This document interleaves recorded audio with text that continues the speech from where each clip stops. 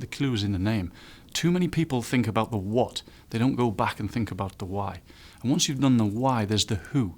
And then what are you trying to say to people? In the same way, when you're writing or anything you do, you have a key message. What's the message of the event?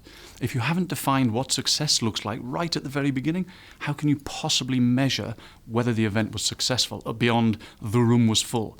And that's never a true measure of success unless that at the beginning is defined as what your successful parameters look like. For a large-scale event, I might have a day plan that's several pages long that will have lots of event planning that fits into it. So if you've got logistics, if you've got operations, you might have medical, safety, whatever your event is, they've all got a plan, and as the event manager, you're aware of what everybody's doing, and you just direct.